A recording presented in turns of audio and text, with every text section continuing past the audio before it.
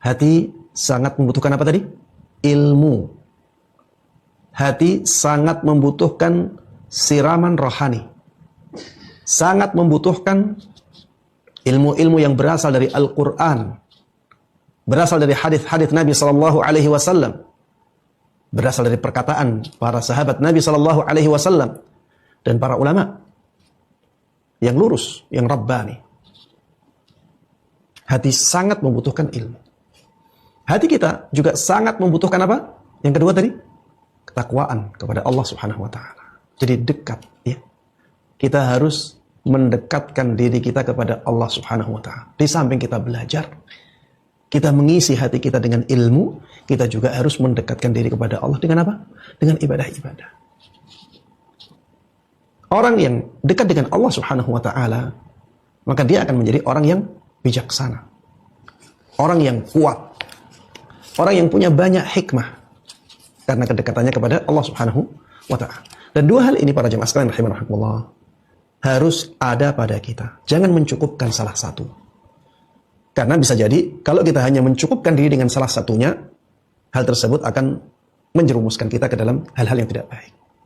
Kalau kita hanya punya ilmu, kita tidak punya ketakwaan kepada Allah Subhanahu wa taala, maka akhirnya ilmu kita itu akan menjadikan kita mengakali syariat Allah. Ya, jadi tahu syariat ini A, B, C, dia ingin sesuatu yang enak, yang sesuai dengan syahwatnya, sesuai dengan nafsunya, tapi tidak melanggar syariat itu. Akhirnya apa? Diakal-akali syariatnya.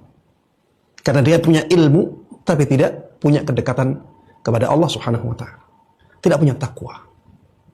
Sebaliknya juga, jangan sampai kita seperti itu.